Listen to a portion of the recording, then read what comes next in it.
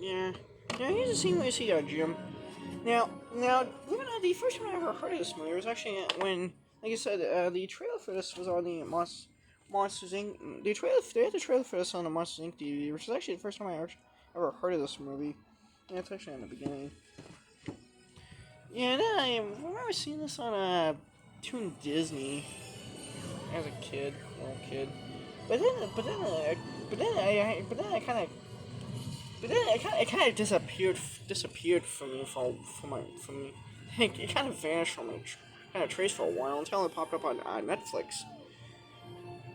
Yeah, and I watched this a few times as a little kid, but then it kind of vanished from my trace until a couple years until once I was in high school. Until I was in high school when it popped up on Netflix. This is actually a pretty underrated Disney movie.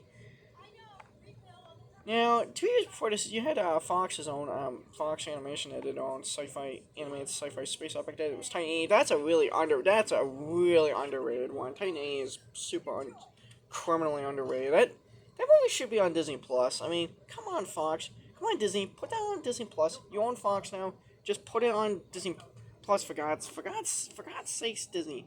Put the movies that people actually want.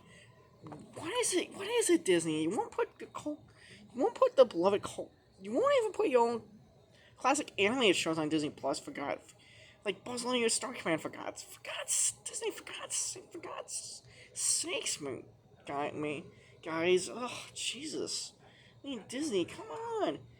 People, I hope people know how much people love Buzz Lightyear, Star Command, and start putting it on there.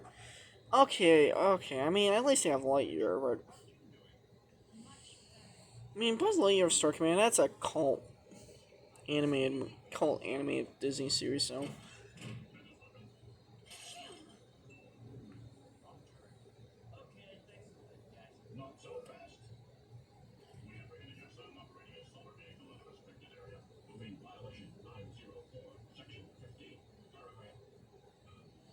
Here's where Jimmy gets caught by these police robots.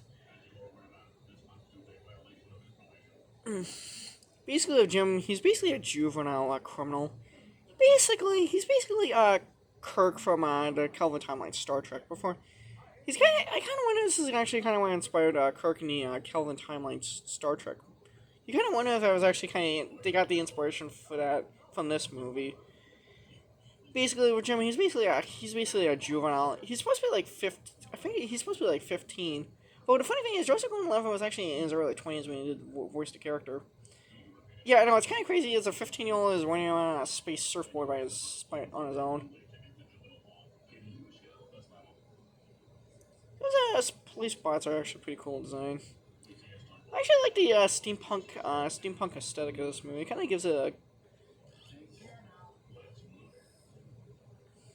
Yeah, I know, it kind of looked like steampunk Optimus Prime. Yeah, steampunk. I kind of like the steampunk aesthetic with this movie. It kind of went...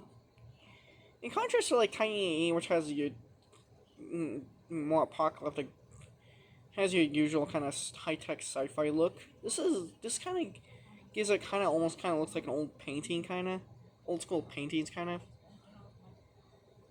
Now this movie came out in 2002. Unfortunately, it was a massive box office flop, but it got really good reviews. But sadly, it bombed, which blamed on the way this movie was marketed.